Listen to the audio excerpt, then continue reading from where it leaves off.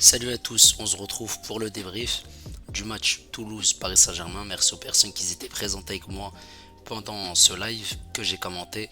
N'hésitez pas avant de liker et de vous abonner si vous êtes nouveau. Première mi-temps, du coup, qui ressemble à un match contre Lorient la semaine dernière. On a commencé avec une équipe Donnarumma au gardien, Hakimi, Skriniar, Marquinhos à la place de Danilo, Hernandez côté gauche, Ugarte, Fabien Ruiz au milieu de terrain avec Emery. Il y avait Vitinha qui était au milieu de terrain la semaine dernière. Et là, Vitinha est sur le côté droit. Asensio qui n'est pas là. Gonzalo Ramos et Kan Ili qui est sur le côté gauche. Alors, première mi-temps, du coup, c'était compliqué, statique. Il y avait peu de mouvement, peu d'accélération. On s'est créé quand même quelques occasions, notamment sur le côté de Hakimi. Bon, il n'y avait pas assez, c'était pas très dynamique. C'était beaucoup alimenté et dynamique sur le côté de Hakimi. Il y avait pas mal d'accélération, mais Hernandez n'était pas aussi influent dans le jeu contrairement à Hakimi. Mais il faut pas oublier que Hakimi a perdu pas mal de ballons et il y a deux autres joueurs qui en ont perdu. On en reviendra au cas par cas. Alors, l'attaque elle était pas mal, la possession, voilà, ça allait, mais bon, il n'y avait pas assez de fluidité dans le jeu. Que ce soit même Vitinha sur son côté, c'était pas assez agréable. Bon, il a loupé une occasion en deuxième mi-temps, mais il n'y avait pas assez de comment dire. C'était très compliqué. Quand il n'arrivait pas à réussir ses dribbles, il y avait peu de dédoublement, peu d'accélération. À un moment donné, Zaire Ivry, en première mi-temps, bah, il a réussi à s'incorporer dans cette surface de réparation. Il y a eu deux arrêts en première mi-temps. Voilà, score 0-0 à la mi-temps. L'entraîneur a décidé de faire des changements. Mbappé et Dembélé qui sont rentrés à la 50e minute. Mbappé à la place de Kan Ili. Dembélé à la place de Fabien Ruiz. Mais il y a eu un changement. Dembélé a pris le poste de Vitinha. Vitinha qui est allé au milieu de terrain. Voilà. Bon, dès qu'on a vu leur entrée, on a vu que ça a changé. C'était plus la même chose. C'était des dynamiteurs. Ça driblait. Le Paris Saint-Germain jouait vite vers l'avant. Mais le problème, c'est que quand on joue vite vers l'avant, malgré une énorme possession, on laisse le vide derrière nous. Malgré une grosse possession de 77% et 23% côté toulousaine, on a fait énormément de tirs. 16, seulement 3 cadrés. Ça montre qu'il y a quand même une défaillance offensive, puisque 3 cadrés, c'est pas ouf. Côté toulousaine, 8 tirs, seulement 2 cadrés. Parmi les 8, il y en a quand même 2 cadrés. Ça veut dire que le double côté parisien, mais il n'y en a que 3 cadrés. 766 passes, on est loin des 1001 passes que la semaine dernière. Voilà, il y a eu plus de danger. 231 côté toulousaine, 90% de précision de passe, 72 côté Toulouse. Bon, il y a eu pas mal de fautes des deux côtés. Et il y a eu 3 hors-jeu quand même. Faut tout de même relater le beau but de Zaire Emery qui était signalé hors-jeu. C'était pas lui qui était signalé hors-jeu, c'était un autre joueur qui faisait action de jeu. Malheureusement, le but n'est pas accordé. Et en deuxième mi-temps, Mbappé, bah, il a marqué un but où c'est lui qui provoque cette faute.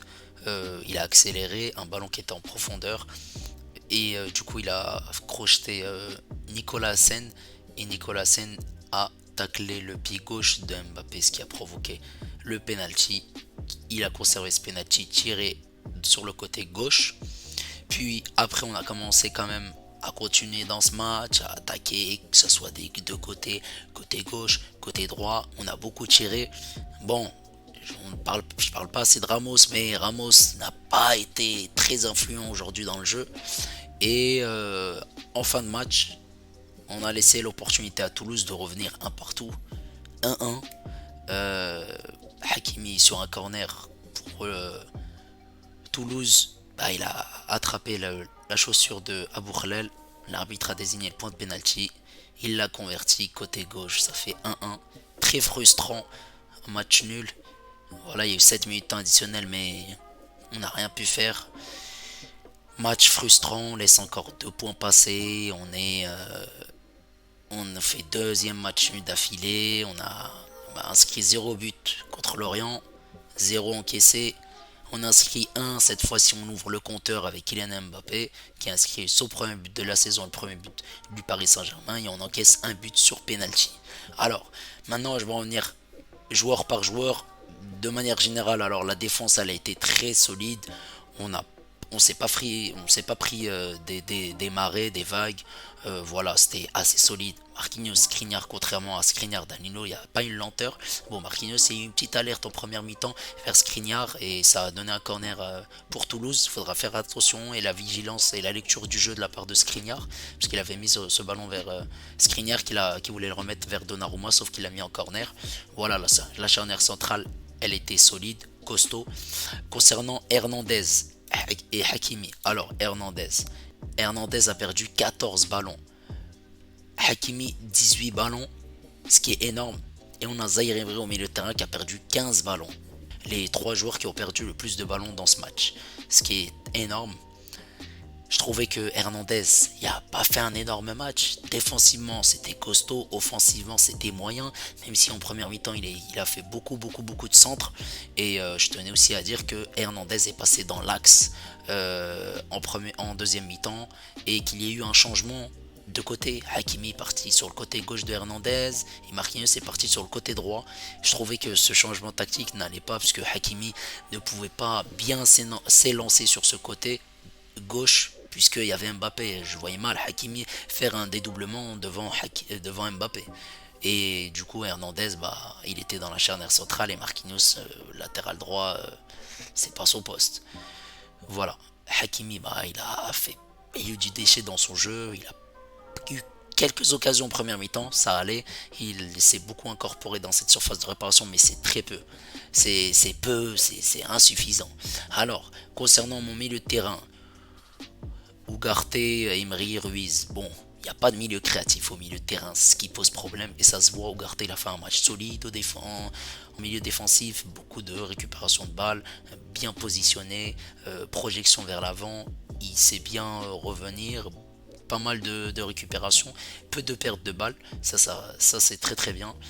Emery qui a été très bon encore une nouvelle fois, il a du coup marqué un but hors jeu comme je l'ai dit, mais il a aussi pris pas mal d'initiatives en se projetant, en essayant d'amener sa patte dans le jeu offensif. Et Ruiz, c'était catastrophique. Oui, je tire aujourd'hui sur les joueurs puisqu'on a la deuxième journée, il ne faut pas oublier que la semaine prochaine ce sera Lens et on enchaînera Lyon, puis Nice le 17 septembre et après le Classico face à Marseille le 24 septembre. Ruiz a fait un match catastrophique. Il a fait deux passes ratées vers Can Illy, mauvaise entente, un jeu vers l'arrière, un jeu brouillon, peu d'accélération vers l'avant, peu de pas de tir en dehors de la surface de réparation. C'était pas fameux. C'était pas fameux. Alors, Can Illy, c'était également brouillon, ça s'est vu. Ça se voit que Can Illy s'est pas encore adopté à sa nouvelle équipe. Voilà, il y a pas beaucoup, il y a eu des dribbles, il a tenté des choses, mais c'était brouillon. Bon voilà, c'est ça pourquoi après il y a eu le changement de Mbappé. Et concernant Vitinha, ça n'allait pas. Ce côté droit n'allait pas. On a vu que quand il était au milieu de terrain, ça allait mieux. Et c'était bien, il allait vers l'avant, il y a eu des prises de risque, mais il manque un milieu créatif. Et ça se ressent dans ce milieu de terrain. Même si on a dominé cette équipe toulousaine, mais ça se ressent. On peut pas avoir un milieu qui est comme ça en fait, qui n'a pas d'automatisme et qui y a pas, c'est pas, ils sont pas, tu peux pas avoir trois profils de joueurs qui se ressemblent dans un milieu de terrain. Notamment, ça se voit que Verratti n'est pas là dans ce milieu de terrain. Maintenant, concernant les rentrants, et j'ai oublié de préciser, Ramos, mis à part les 2-3 occasions qu'il a eu au premier mi-temps, deuxième mi-temps, bon, c'était pas incroyable, il était plutôt transparent dans ce match, même s'il a fait des dédoublements, il a essayé de combiner sur les côtés, essayer de trouver des solutions, mais deuxième match sans but pour Gonzalo Ramos. Alors, l'entrée de Danilo, quoi, le poste de Hernandez, bon, il avait pas grand chose à faire, Danilo.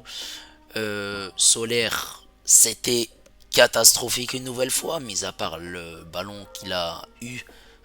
Bon, c'était un peu de la chance quand il est parti dans cette surface de réparation et le ballon qu'il a mis en retrait pour Mbappé, qu'il a tiré, contré par un Toulousain. Bon, c'était, mis à part ça, il n'y avait rien du tout. Et les entrées de Dembélé et Mbappé, on a vu que ce sont deux dynamiteurs qui ont changé quand même le cours du match, puisque Mbappé a provoqué le penalty, a marqué, et Dembélé a tenté des dribbles, a fait des centres, et je peux vous dire que ces centres, c'est du poulet, oui, c'est du poulet, c'était bien, c'était très très bien, en espérant que ça continue comme ça. La semaine prochaine, normalement, ils devront être titulaires. Voilà, il manquait pas mal de choses dans cette équipe. Des joueurs qui sont en dessous, des joueurs qui voilà qui sont pas encore en forme, en espérant que le mercato s'intensifie et que on recrute notamment Colomwani. Il y en a qu'entre le PSG et Colomwani, il reste l'accord avec Francfort. On espère aussi un milieu créatif dans ce milieu de terrain. Bon, on perd encore 2 points, c'est rageant, c'est frustrant. N'hésitez pas à me dire votre impression concernant ce Paris Saint-Germain là. Il y a quand même une identité de jeu. Voilà, il y a une philosophie, la patte Luis Enrique, on va le laisser travailler. N'hésitez pas à liker, à vous abonner si vous êtes nouveau. On se retrouvera du coup en live pour le match Monaco-Strasbourg qui aura lieu à 19h. Voilà, on sera en live à 18h30. Ciao les amis.